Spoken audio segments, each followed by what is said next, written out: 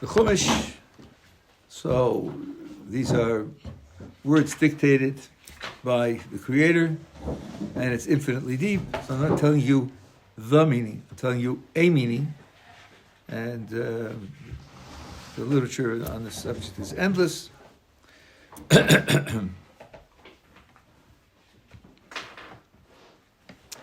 It starts with the famous 6 words, Shema Yisrael, Hashem Elokeinu Hashem Echad.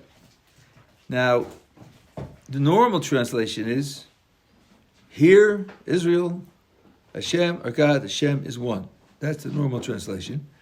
The Art Scroll writes one and only. That's not bad. That's not bad. There is room to read it that way. And I'll get to that after I talk about the more common, popular translation.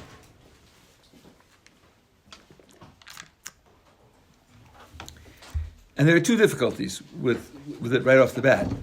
First of all, Shema, hear, is the sense of hearing somehow central here? That is crucial, that it should be heard with the ears? If this is the principle of God's unity, monotheism, it's not obvious why the ears are so important. And the other thing is Echad. And the problem with Echad is on 2 levels. One is a deep philosophical level, and the other is a trivial but important linguistic level. The deep philosophical level is what all the commentators talk about. Let's see. We're saying that Hashem is one. Is that something that's supposed to be unique to Hashem? Some feature that only He has? Something that characterizes Him? Now, you know my custom. My custom is look at it like an 11-year-old with a dictionary. This is one table. It's one table. It's not 2 tables. And it's not 2 of anything else either. It's at a table. And a table is one table. So, what makes calling Hashem one somehow unique or indicative of Hashem being the creator of the universe, something special? Everything is one thing. So, the philosophical answer to that question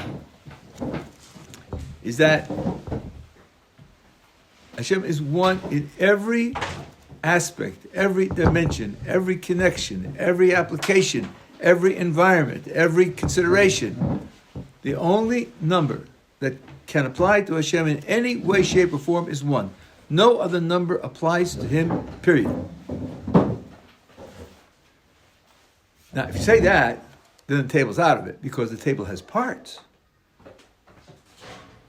And the parts have a number, and the number isn't 1. For one thing, it has 4 legs and a surface. That's 5. You want to go to molecules, then it's quadrillions.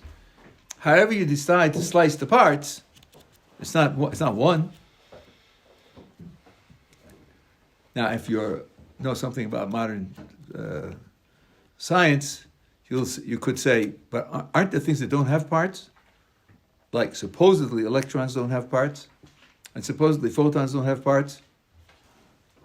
That's true, but then you could say what the Rambam says about this, that every physical thing has substance and form, so that philosophically you could divide everything into at least 2 aspects, material and form, chomer and surah.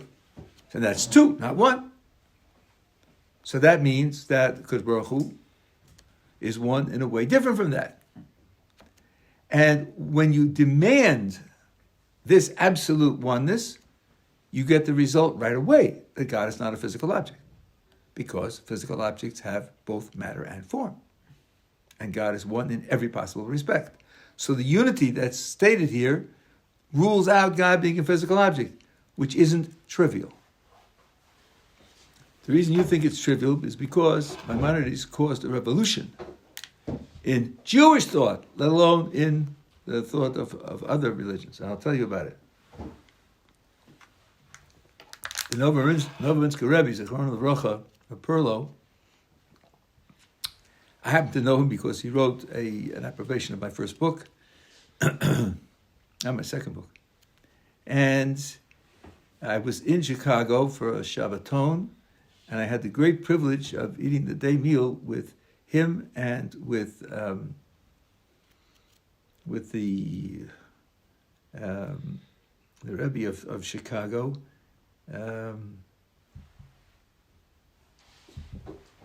Zirchav Rebbe.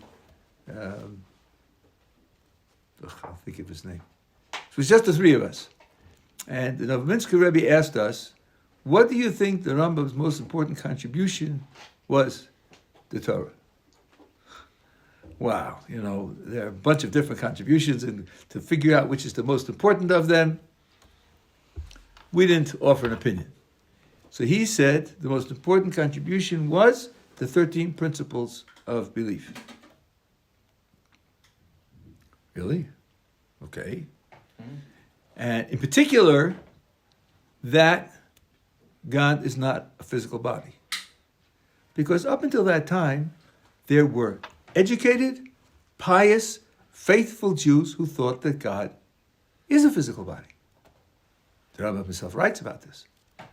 And they did so because the verses in the Torah describe God as physical hundreds of times.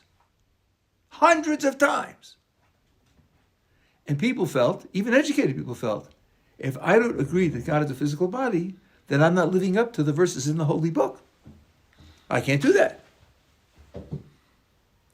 So Maimonides wrote about this subject, and in the Guide for the Perplexed has whole chapters where he goes through why the Torah is not describing God in physical terms, and why God can't be physical. Said the Novominsker Rebbe, today, if you will ask a Jew, any Jew, anywhere, from any background, whether he's Hasidic, or Yeshivish, or he's Sephardi, or Hungarian, or even from Los Angeles or Johannesburg, you will not find a single Jew anywhere who says that God is a physical body. Nowhere. That he wiped that out.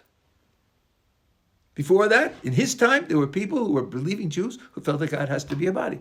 Maimonides simply wiped that out. After his time, it died out entirely. So that's one of the things that you want to accomplish, because God certainly isn't a physical body. And the way we're reading oneness, as Maimonides says this in the Mishnah Torah, reading oneness, it already means that he's not a physical body. The oneness goes much further than that, as Maimonides talks about in the Guide, Part 1, chapters 50 through 60. It means that God can't have attributes. Because if you think of God's attributes, they're going to be a bunch. He's omniscient, he knows everything, and he's omnipotent, he has no limit on his power, and he's the creator, and he's merciful, and. So if he has attributes, there's going to be more than one of them. And we said only the number one, actually Maimonides says you can't even say one either, I'm not going into that now. But only the number one can apply to him, no other number could apply to him, so he can't have attributes either. And from that it follows that you can't describe him. This becomes a very, very rich concept with an enormous number of philosophical applications. So now, we have an understanding of the number one, and we understand where its applications apply. At least we see the picture of where they apply. Now, you can go back to the first word, Shema, and notice that in biblical Hebrew, Shema can also mean to understand, not to hear with the ears. When Joseph's brothers come down to Egypt, and they're confronting the viceroy of the king, and they don't know it's Joseph, they think he's an Egyptian, they speak to one another in his presence out loud in Hebrew. And the Torah says they did so because they thought that this Egyptian doesn't understand Hebrew. Why did they think that? Because he had an interpreter. and he was speaking Egyptian. Lo yadu ki shomea Yosef. They didn't know that Yosef is shomea.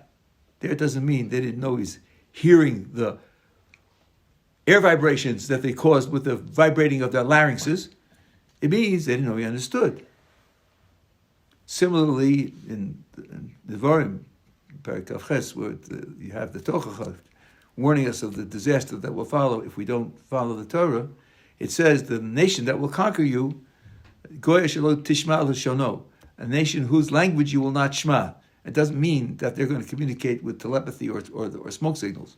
It means they're jabbering away, and you won't understand their language. And the word for understand there is tishma. So now what you say is, Shema Yisrael is understand Israel, that God is one. And when you get the philosophical explanation, what one means, you understand that this requires thinking and reading and discussion and analysis, because it's a big philosophical issue. That's one way to explain the first and last words of the sentence of the Shema. Are we together so far? Mm-hmm. The Kabbalistic tradition explains it differently.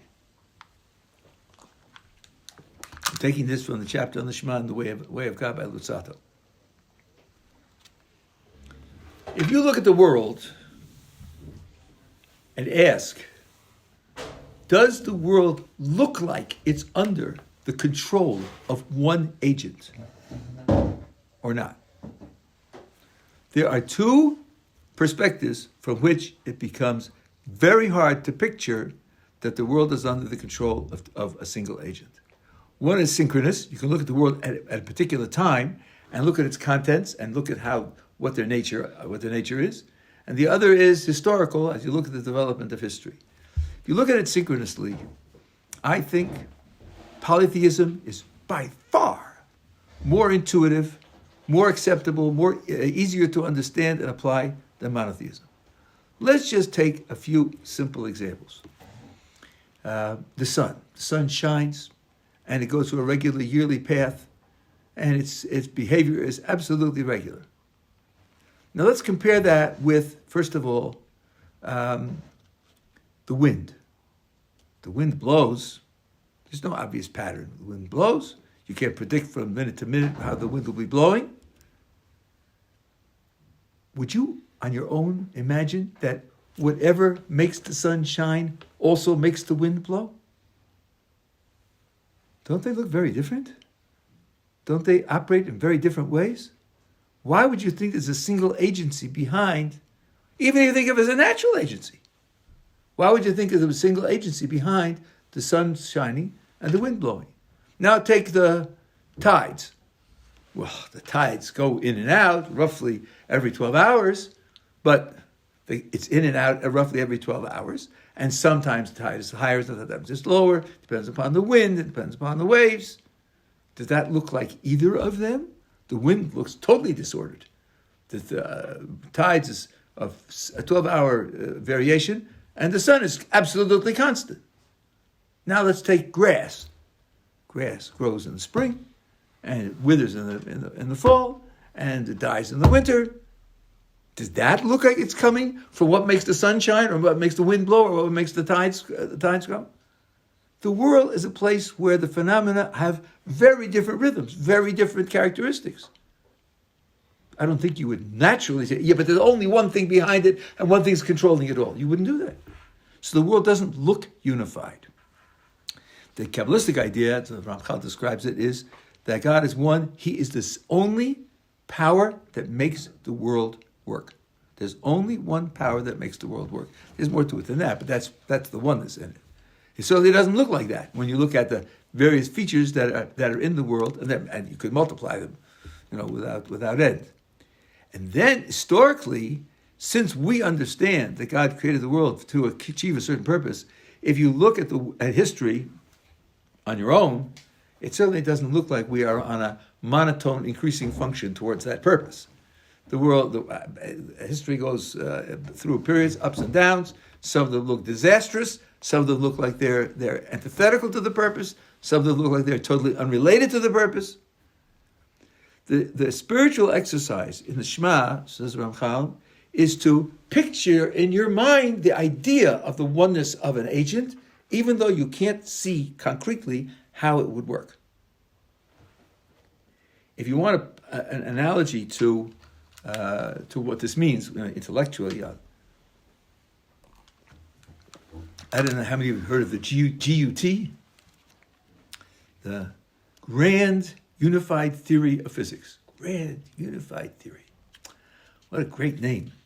Unless you look it up, you wouldn't dream that gravity's left out. The Grand Unified Theory doesn't account for gravity. It only accounts for the other three forces of it, right? So that's certainly not a total picture.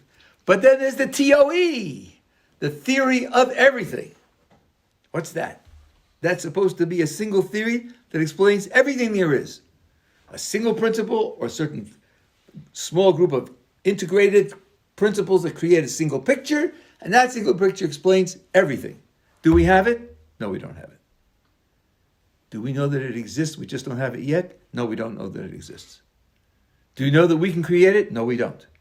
But we know what we want. We know what it would look like if we had it. It would be just like we have, let's say, a theory of electromagnetism, where you have a single principle which then explains both electricity and magnetism as one reality, which was Maxwell's unification, which was gigantic. And now you have the weak force in as well. That's what the GUT is supposed to do. So it would be like that. It would be like that. It would be a single principle or a small group of integrated principles from which everything else would follow. We don't have it, but we know what it would be like. Similarly, when you say Shema, according to the Ramchal, you know what it would be like. There'd be a single agent, and that agent would be affecting all of these phenomena that take place, even though the phenomena look very different from one another, and we can't say in detail how that single agent operates to control all these different phenomena and the course of history that goes up and down and seems to go sideways and goes antithetical to the purpose. We can't explain it in detail, but we know what the idea means. The idea means there's one agency behind the whole thing. That's the thought you're supposed to have in mind when you say the Shema according to Ramchal. And here too, it's a complex thought. I made an analogy for some of the things that are going on in contemporary physics. And again, you could read Shema as understand. This requires understanding. So these are two ways, the philosophical way and the Kabbalistic way, to understand the oneness of God that makes sense out of the Shema, because it's a complex, sophisticated thought, and that we take the word Shema to understand. Okay, so far? Mm-hmm. Now, yeah. So when we're saying Shema Israel, so we're speaking to him? No. So the Jew, that's a good point. It's the Jew who's speaking to the Jewish people. As a member of the Jewish people, you yourself are taking on this announcement that the Jewish people has a responsibility to understand this. So Shema is tavin, so it's understand. That's right, to understand, which would mean to make an intellectual effort. The requirement here would mean to make an intellectual effort. Now, the simple thing to say, the simple linguistic problem with it is what I started with. Suppose I tell you, the Taj Mahal is one. You say, well, of course, it's a building, right? Joe Biden is one. Of course, that's his name. It's the name of a guy, and he's one guy, right? Doesn't the language, when you use what's called a singular term, or a definite description, when you say the such and such, or you use a proper name, doesn't the language tell you right away that you're talking about one thing? That it's not a committee, that it's not, a partnership, and so forth and so on? What could you possibly add if you have a proper name by saying that it's one? You know that by the use of the proper name. The Yud and the Hey, the Vav and the Hey, that name, that four-letter name, is a name of God. It functions as a subject of a sentence. So even before you get to the philosophical and the Kabbalistic ramifications, you simply should ask, why isn't it telling me something that's absolutely unique, absolutely trivial. Now, I want to answer this in a linguistic fashion. What I'm telling you now is my thought. Before, what I told you was all thoughts that are in the literature. When you use a name and say something, almost always the name serves to pick out some object that you're talking about, and then the rest of the sentence tells you something about him. John is 6 feet tall. John is in the 3rd grade. John went to the store. John is the way you get to talk about the person with 2 arms and 2 legs and eyes and feet and head and feet. And then you're telling me things about that person. But not always is it that way. Not always is it that way. Sometimes the name doesn't serve to pick out the thing of which it's a name. Sometimes the name serves to pick out some feature of the thing that's the name of, some quality that it has, some attribute that it has. Not the thing itself, but the quality. Maybe 20 years ago, there was a Jewish Olympic swimmer named Mark Spitz, and in one Olympiad, he won 5 gold medals. Now, suppose somebody says, there'll never be another Mark Spitz. Does that mean there'll never be another family Spitz who'll call their son Mark? Probably not. That's not what they intend, right? What they mean is, Mark Spitz had certain qualities as a swimmer, and there'll never be another person with the qualities that he had. His athletic achievement is unique. I mean, this might be true or false, but that's what it means. You're not talking about the person and say there'll be another person. He's one person. Somebody else will be a different person. There'll never be another one. What you mean is there'll never be another person with his qualities. I'll give you another example. We're setting up a reading club. You can read about that in history books. There was a time when people read books. I know that nobody reads books anymore. Even if you have to write a report, you Google it and get a summary, and you don't bother to read it. But it was a time when people read books. And you're setting up a club, and somebody says, we ought to have an author to be the symbol of our club. And somebody says, how about Charles Dickens? And somebody says, Charles Dickens? There are dozens of Charles Dickenses. Let's pick someone who's really unique. Mark Twain.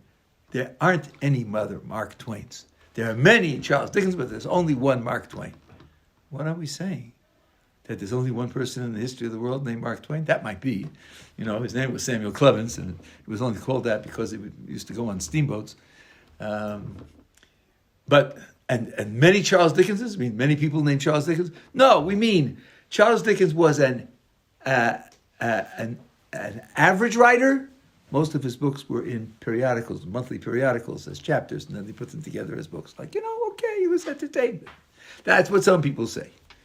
So there too, you're not talking about the person, you're talking about his literary qualities.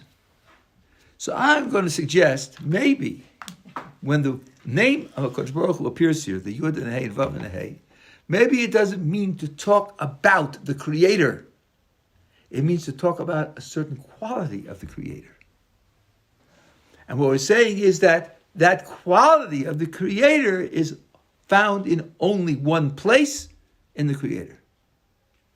This now would be close to what the Art Scroll translates, the one and only. It's stressing a certain uniqueness. But uniqueness is uniqueness of a quality. It can't be uniqueness in your identity because you are one thing, you're the only thing that has that identity, because everything else is something else and it's not you. That's trivial. If you want to say something that's meaningful, when you talk about uniqueness, you have to say, this thing is the only thing that has this quality. And then, theoretically, there could have been more, and I'm telling you something that isn't obvious. In fact, there aren't more. Only this one has it. So if I take here the oneness here to mean that the use of the name Hashem is not to name him, so to speak, but to name a quality, then maybe we can make sense out of it. Now, which quality should it be? I think, given the double tradition, the written and the oral, we can describe the quality as having 2 features. And then the uniqueness of it becomes very, very important. First of all, as the Ramban says, the name Yud and Hey and Vav and Hey is based on the Hebrew root Hoveh, which means to be. And what it connotes is necessary being. That means, as opposed to accidental, or what we call contingent being, it's necessary being. Necessary means his non-existence is impossible. As opposed to, let's say, people, each one of whom didn't have to exist. The universe could have been such that each one of us didn't exist. Or tables, or stars, or forces of nature. The world didn't have to have these forces of nature. They're all contingent. They could have been otherwise. God's existence isn't like that. God's existence is necessary. So one quality here that we're going to say is unique is necessary existence. This is, in a certain sense, vastly controversial. In philosophy, there are lots of things which are thought to have necessary existence, but they're abstract, and God isn't abstract in that way. Okay, it's a whole long story. But to say that there's only one thing that has necessary existence isn't obvious. If there's one, why can't there be six? And maybe there could have been, there just aren't. That's one. And then that's written, because that's what the name Yud Nehei Vav Hey connotes. The oral tradition tells us that there's a quality of interaction associated with this name, and that quality is mercy. And that means that together with his necessary existence, there's a quality with which he operates, and that is mercy. Now, let's take those two things together and see what the picture implies. If he's the only thing with necessary existence, then everything else has only contingent existence. It means it didn't have to be. It is because certain circumstances brought it about. But the circumstances could have been different, and it wouldn't have come about. Okay, so now, if I ask you, why does this table exist? You say, because it didn't have to exist. Well, it was made in a factory. Aha, it was made in a factory, and that's why it exists. Okay, well, what about the factory? Did the factory have to exist? No. So then something must have brought about the factory. Yeah, people built it, and people built it. Well, what about the people? They didn't have to exist, so how come they exist? You see where we're going? Whatever you tell me is responsible for a contingent thing's existing, I'll ask you, what's responsible for its existing? Is there any way of stopping this chain? The only way of stopping the chain is you come back to something and say, this thing made all of those, and when you ask me, what made this? The answer is nothing, because it wasn't made because its existence is necessary. That's the creator. If there's only one thing that has necessary existence, then that thing is the creator of everything else. So now you have that there is one creator. And the oral tradition tells us that he creates out of mercy.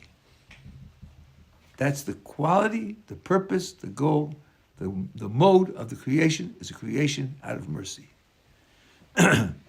That's an extremely important message. And I think it answers a question which many people ask, and that is to explain the next word.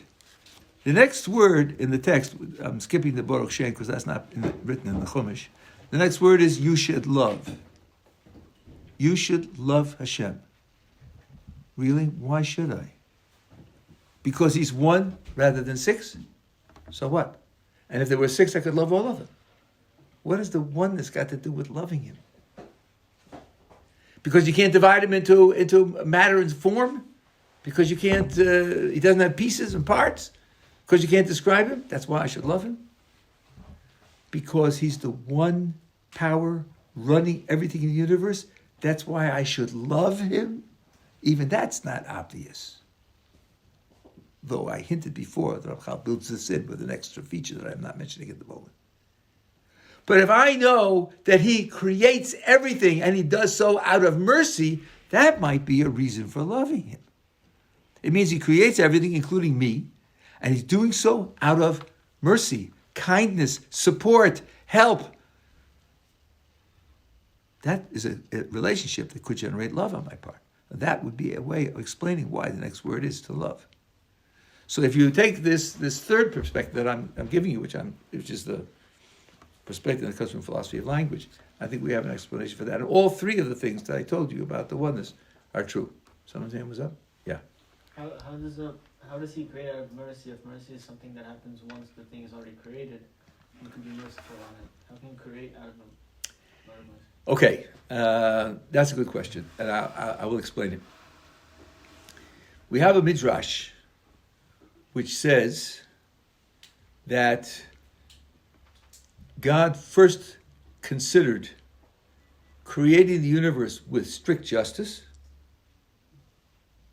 saw that it wouldn't stand, and added the quality of mercy to the way in which the creation takes place. Well, that's a very challenging midrash. First of all, God doesn't have to think about things twice.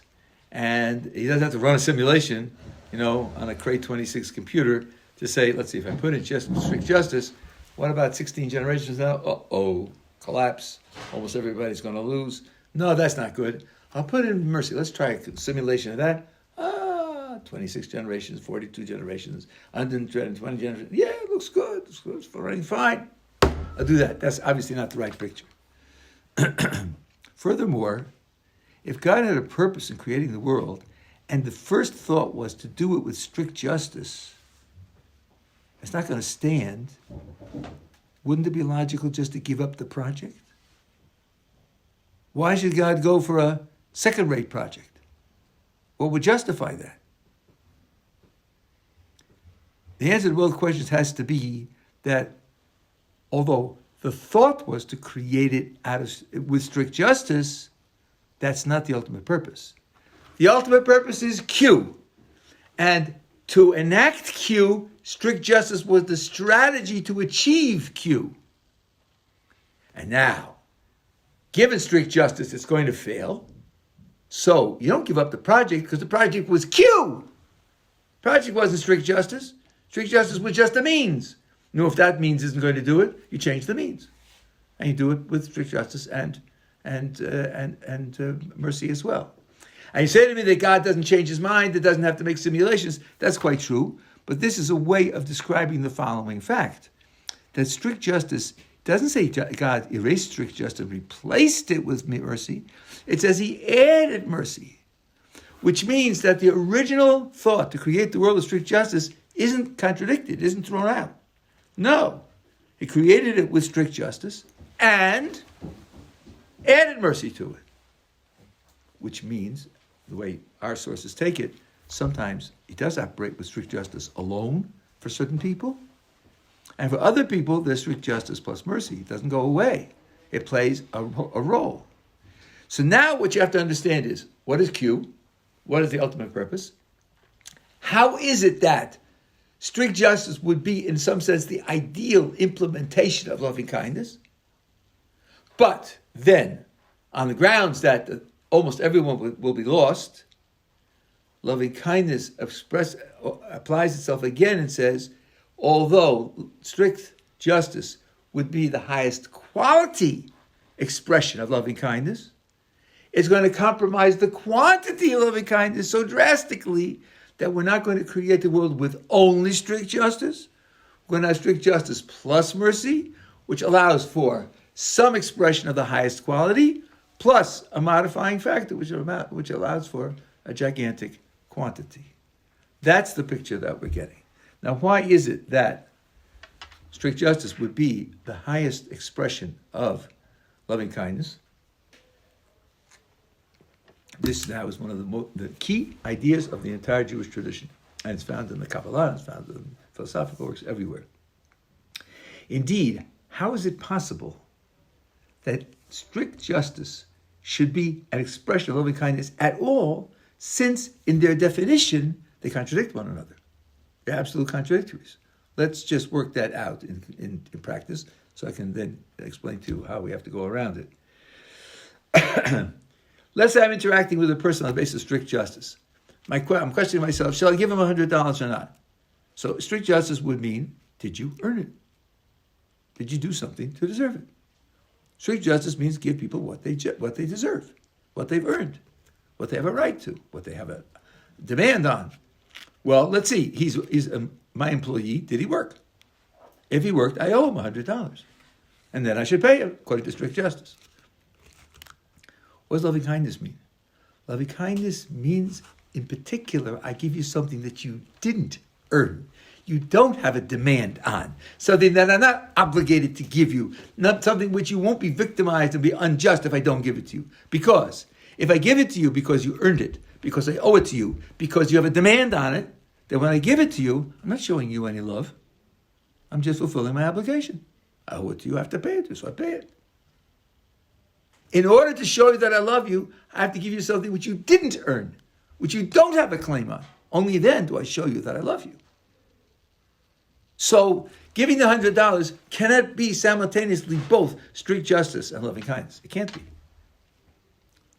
That means that at least in a single interaction, and now I'm hinting at the solution, at least in a single interaction, it can't be both loving kindness and strict justice. But it could be in a different type of relationship where you set it up over time. And I'll explain to you how that works. Maimonides, in his Laws of Charity, says there are 8 levels of charity. Let's say from bottom to top, 1 to 8. The 7th level is giving charity doubly anonymous. The giver doesn't know the recipient doesn't know the giver. That's the next to best form of charity, because charity creates a certain sense of failure, inferiority, worthlessness. Charity means you're not making it. You're not making it. You're not getting there on your own. You're not succeeding. I have to prop you up. That means you're a failure.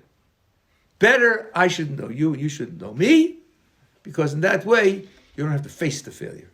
Indeed, there's a law in the case where, for example, someone gives someone a loan and then they do know each other. If the creditor is walking down the street and the debtor is walking towards him, the creditor has to cross the street so the debtor won't meet him in the street and be embarrassed.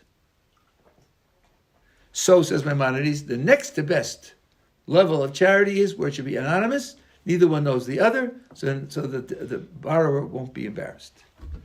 What's higher than that? What's better than that? Give the person a job.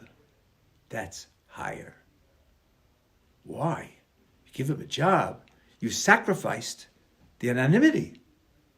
They know each other. Because when you give a person a job, when he gets his paycheck at the end of the week, he earned it.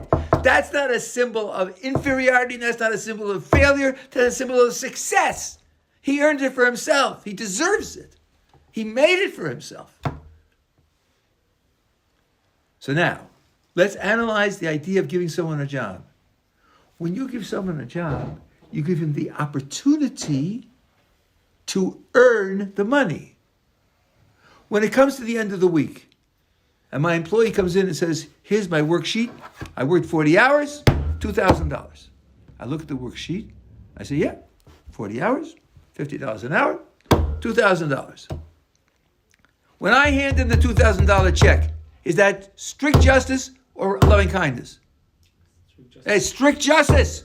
He earned it. I signed a contract. He signed the contract. I owe it to him and I give it to him.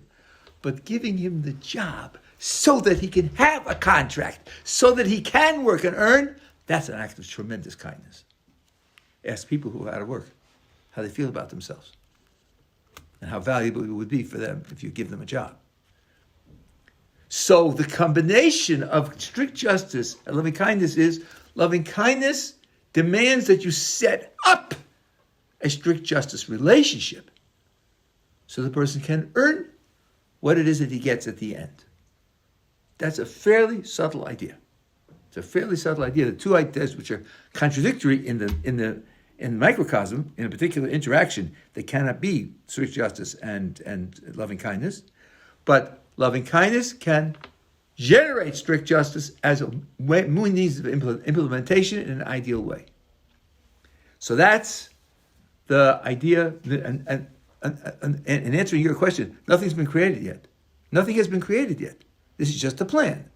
And the plan is to put it in strict justice, because that will give you the ideal outcome when you finally get the payoff. The payoff will be something that you earned. But now, when you look at people realistically and predict how they're going to behave, if you really require strict justice, where everything has to be done right in order to get a payoff, it's going to be extremely rare to find anybody who's going to succeed at that. And at that point, loving kindness says, well, true, strict justice gives you the highest quality gift, but it minimizes the quantity of the gift so drastically that I, loving kindness, am not satisfied with the outcome. So, in addition to strict justice, I'm going to add in mercy, and mercy now enables people who don't make it with strict justice also to make it on the basis of mercy, and that greatly expands the quantity of the gift that I want to give. So now, after all of this reasoning, then the creation takes place. So your question is answered, right? All this reasoning is setting up the structure. The first thought is to set it up with only strict justice, and the second thought is to set it up with strict justice and mercy. And notice that the planning and execution is all done by loving kindness. That's why the objection, well, if you don't get the ideal, then give it up, has an answer. If the whole plan was strict justice and it's going to crash, then indeed the outcome should be just don't make a world. But strict justice is only a way of implementing loving kindness. And the idea of not making a world means there'll be no loving kindness at all. So that's why you go to plan B, so to speak. And of course, it didn't happen over time, and it didn't mean a change of.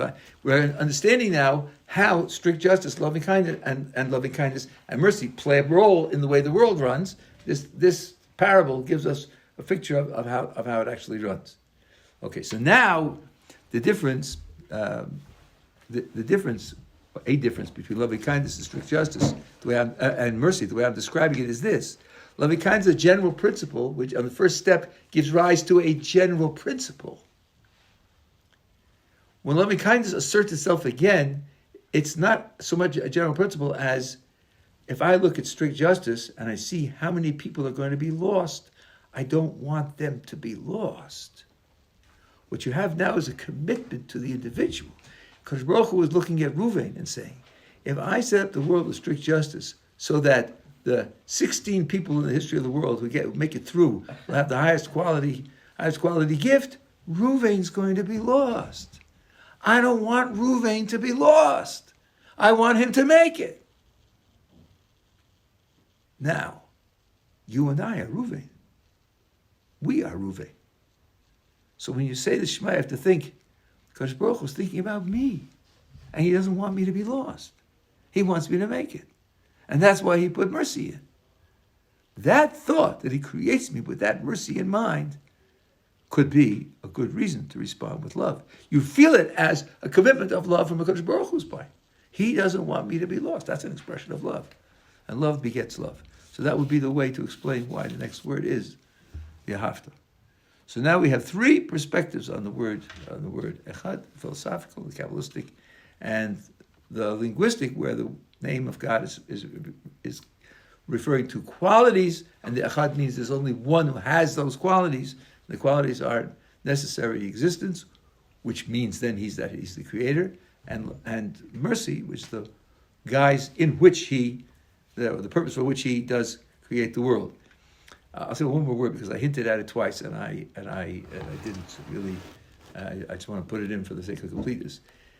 When I said the Ramchal's picture of Echad is that there's one power that runs the world, it's true, but it's incomplete because it's not enough to recognize that there's one power running the world. You have to recognize that it's God's power. It's conceivable that a person could get to, if they got the TOE, for example, Conceivably, a person could say, yeah, I now see the whole world functions of the one principle, but it doesn't have God's name stamped into the principle. Who says that one is the being that we call God? And therefore, you have to see that it all is an expression of loving kindness.